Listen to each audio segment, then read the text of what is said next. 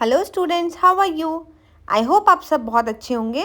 बच्चों, आज हम करने वाले हैं ग्रेड 8 की न्यू बुक जो आपकी साइंस की क्यूरियोसिटी, उसके चैप्टर नंबर 5 के एनसीईआरटी के क्वेश्चन आंसर्स। जो आपको एनसीईआरटी के क्वेश्चन आंसर्स होते हैं बैक में, वो करेंगे आज हम सॉल्व।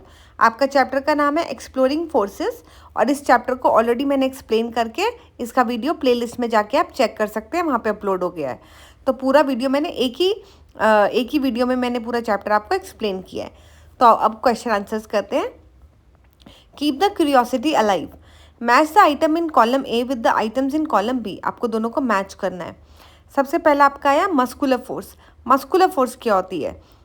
तो जो भी फोर्स हम वॉकिंग, रनिंग या किसी भी चीज़ में यूज़ करते हैं, उसमें हमारी बॉडी की मसल्स यूज़ होती हैं, तो वो मस्कुलर फोर्स होती है। तो इसके अंदर B answer is correct. A child lifting a school bag, उसमें उसकी मसल्स यूज़ हो रही हैं। सेकेंड है आपका magnetic force.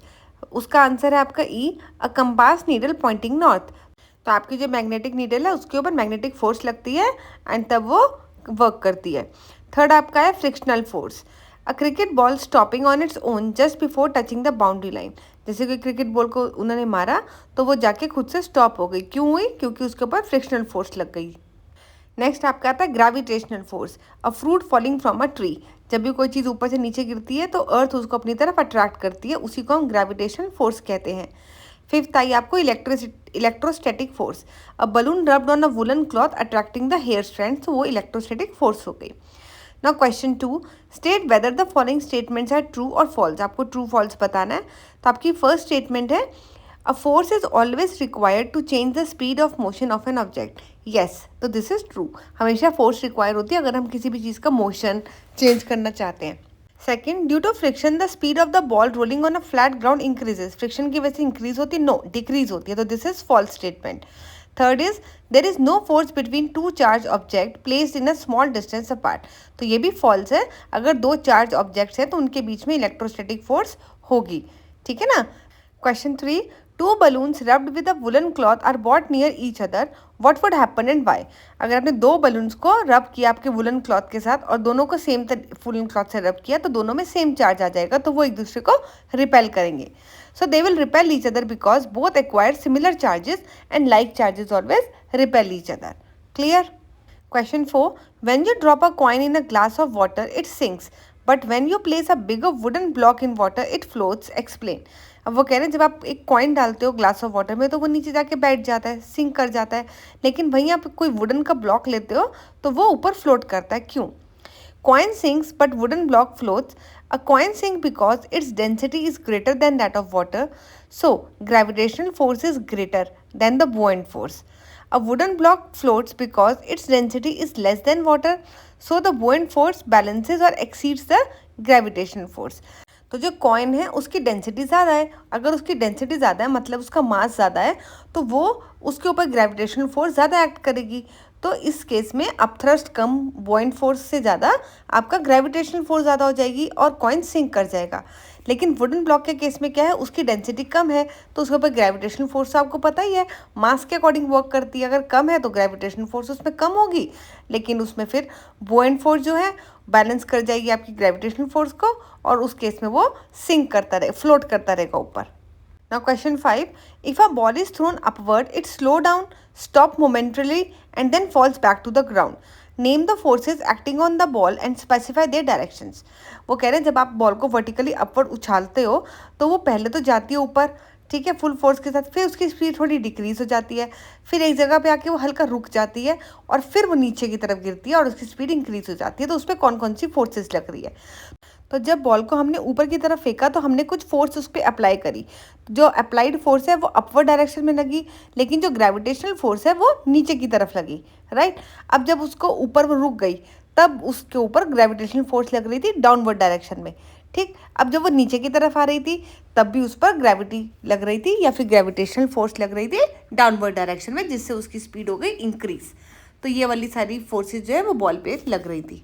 Now question number 6, a ball is released from a point P and move along an inclined plane and then along a horizontal surface as shown in the figure 5.16. P के ऊपर उन्होंने ball रखी, वो नीचे आई, उसके बाद वो A के ऊपर चलेगी हॉरिजॉन्टल सरफेस पे। It comes to a stop at a point A on the horizontal surface, और जब वो A तक पहुंची तो वो स्टॉप हो गई। Think of a way so that when the ball is released from the same point P, it stops before the point A या second after crossing the point A. तो वो ऐसा कहना है कि ऐसा कुछ करो कि जिससे अगर बॉल पी से नीचे आए तो या तो वो ए से पहले ही रुक जाए या वो ए पॉइंट के बाद में रुके। तो ऐसा हम क्या कर सकते हैं इसके अंदर? देखो, अगर हम चाहते हैं कि वो पॉइंट ए से पहले रुक जाए तो हमें वहाँ पे सरफेस थोड़ी रफ करनी पड़ेगी ताकि फ्रिक्शन फोर्स इंक्रीज हो जाए और वो वहाँ स्टॉप कर जाए। और अगर हम चाहते हैं वो पॉइंट ए के बाद जाके रुके तो हमें वो जो सरफेस है हॉरिजॉन्टल वाली उसको स्मूथ करना पड़ेगा ताकि बॉल चलती रहे और ए के बाद जाके रुके। Now stopping the ball before or after point A. Before point A, use a rougher surface to increase the friction and after point A, use a smoother surface to reduce the friction. तो हमको बस friction force बढ़ानी है, घटानी है और उसके according हमारी ball जो है वो स्टॉप कर जाएगी। Now question 7. Why do we sometimes slip on smooth surface like ice or polished floor? Explain. तो हम कभी कभी स्लिप कैसे कर जाते हैं, जो स्मूथ सर्फेसिस होती हैं, आइस स्केटिंग करते हैं लोग तो वहाँ एकदम से फिसलते रहते हैं। ऐसा इसलिए होता है क्योंकि वो आइस जो है या वो जो आपका पॉलिश फ्लोर है वो बहुत स्मूथ है, उनके ऊपर फ्रिक्शन जो है वो बहुत कम है, तो उस वजह से हम वहाँ पे फिसल जाते हैं। We slip on ice or polished floor because the friction between our feet and the surface is very low, so our grip is reduced. तो हमारी ग्रिप कम हो जाती है and we slip. Question number 8. Is any force being applied to an object in a non-uniform motion? तो अगर कोई भी object non uniform motion में चल रहा है तो क्या उसके ऊपर कोई फोर्स लग रही है? यस, फोर्स तो उसके ऊपर लगेगी चाहे यूनिफॉर्म मोशन हो या नॉन यूनिफॉर्म मोशन हो। Yes, a force is being applied because a change in speed or direction means an unbalanced force is acting there. तो वहाँ पे कोई ना कोई फोर्स तो एक्ट कर ही रही है। मीन्स वहाँ पे मोशन तो हो रहा है ना, उसकी स्पीड भी चेंज हो रही होगी, डायरेक्शन भी चेंज हो रही होगी। नॉन यूनिफॉर्म मोशन है तो उस केस में फोर्स तो लगेगी ही, क्योंकि force is required to change direction या फिर change the speed of the object. Question 9. The weight of an object on the moon become 1/6 of the weight on the earth. What causes this change? Does the mass of the object also become 1/6 of the mass on the earth? अब हम ये बहुत अच्छे से कर चुके हैं, chapter जब एक्सप्लेन किया था। जो मास है और वेट होती है दोनों अलग चीज़ें होती हैं। मास जो है वो हम केजी या ग्राम में नापते हैं और मास हर जगह पे सेम रहता है, लेकिन जो वेट होता है वो डिपेंड करता है आपका ग्रेविटेशनल फोर्स पे कि वो कौन से प्लैनेट पे कितनी ग्रेविटेशनल फोर्स है। तो जैसे अर्थ है वहाँ पे आपका 9.8 मीटर पर सेकेंड स्क्वायर ग्रेविटेशनल फोर्स लगती है, तो उसके अकॉर्डिंग आपका जो मास है वेट है वो चेंज होता रहता है। ठीक है, सो अब वो कह रहे हैं कि जो वेट है ऑब्जेक्ट का मून पे वो 1/6 हो जाता है then the weight of the earth. तो ये किसकी वजह से होता है? ये change in the gravitational force की वजह से होता है। मून पे जो ग्रेविटेशनल फोर्स होती है वो कम होती है अर्थ से, इसलिए वहाँ पे हमारा वेट जो है वो कम हो जाता है। Answer, the moon gravitational force is 1/6 that of the earth, so the weight decreases, the mass remain the same everywhere. Mass हर जगह सेम रहता है, किसी भी प्लैनेट पे उसको ले जाओ। Now question number 10. 3 objects 1, 2 and 3 of same size and shape but made up of different material are placed in the water. तो यहाँ पे 3 ऑब्जेक्ट रखे हुए हैं, साइज शेप सब कुछ सेम है लेकिन अलग अलग पानी में उसमें रखा हुआ है, लेकिन मटीरियल इन तीनों के अलग हैं। ठीक, they dip to different depth as shown in figure 5.17। तो क्योंकि इनके मटीरियल्स अलग है इसलिए जो इनकी यहाँ पे डेप्थ है ना, ये जितना डूब रहे हैं वो अलग अलग है तीनों के तीनों टम्बलर्स के अंदर। If the weight of the 3 objects 1, 2, 3 are W1, W2 and W3 respectively, then अब वो कह रहे हैं मान लो जो वेट 1 का है W1 है, दूसरे का W2 है और तीसरे का W3 है। तो अब तीनों अलग अलग मटेरियल के हैं और हमको दिख रहा है कि पहला वाला जो है वो काफ़ी पानी में डूबा है, दूसरा जो है कम डूबा और तीसरा तो बहुत कम डूबा है। तो इसका मतलब क्या है? Weight 1 is equal to weight 2 is equal to weight 3। क्या तीनों का वेट इक्वल है? तो इसके अंदर कौन सा ऑप्शन करेक्ट है आपका? द ऑप्शन जो है हमारा वो है W1, जो वेट 1 है वो सबसे ज़्यादा है, फिर वेट 2 है और उसके बाद वेट 3 सबसे लास्ट में, क्योंकि वो सबसे कम डूबा हुआ है, वो ऊपर ऊपर ही फ्लोट कर रहा है। The object sinking the deepest has the greatest weight and the one floating highest has the smallest weight. तो जो भी ऑब्जेक्ट जो सिंक कर गया उसका मतलब क्या है? उसका वेट जो है सबसे ज़्यादा है, क्योंकि ग्रेविटेशनल फोर्स ज़्यादा, जिसका ज़्यादा मास होता है उस पर ज़्यादा एक्ट करती है और वो पानी में ज़्यादा डूब जाता है। लेकिन फ्लोट कौन करता है? जिसका मास कम होता है और उसके ऊपर ग्रेविटेशनल फोर्स जो है वो इक्वल हो जाती है आपकी बॉइंट फोर्स से और उसकी वजह से वो थिंग फ्लोट करने लगती है। Now we will do discover, design and debate. Collect object made up of different materials such as plastic, wool, silk, rubber, polythene, sheet, paper and metal.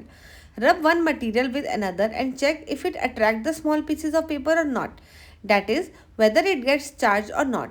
Record your observation in a systematic manner and write a research paper.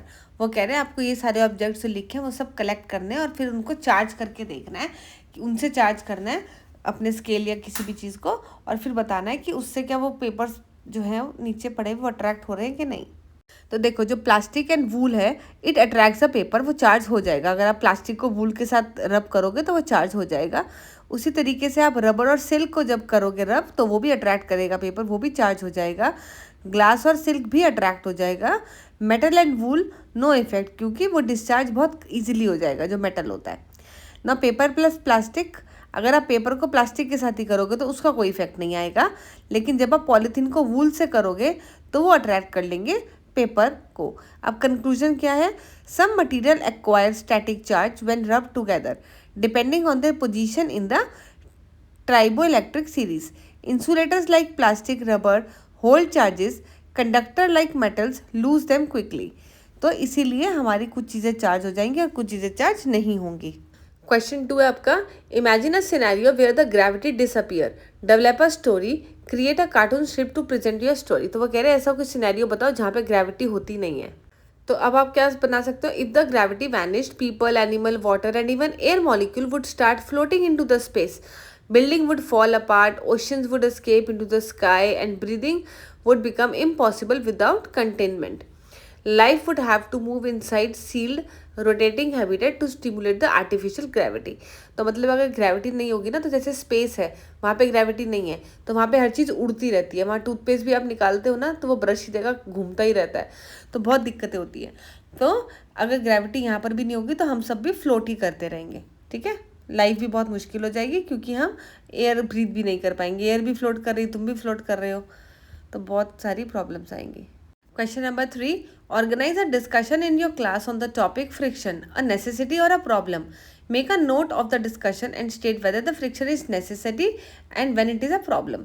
तो वो कह रहे हैं कि friction necessity है या problem है। अब फ्रिक्शन तो भैया नेसेसिटी ही है और कभी कभी प्रॉब्लम भी हो जाती है। नेसेसिटी कब है? हम रोज़ चलते हैं अपना सड़क पर, अगर वहाँ पे फ्रिक्शन फोर्स नहीं होगी तो हम फिसल जाएंगे, ठीक है। और प्रॉब्लम कब होती है? जब हमको अप हिल चढ़ना पड़ता है साइकिल पैडल मार के, तो हमें बहुत तकलीफ होती है, तो उस केस में हम कह सकते हैं कि थोड़ा सा प्रॉब्लम क्रिएट करती है।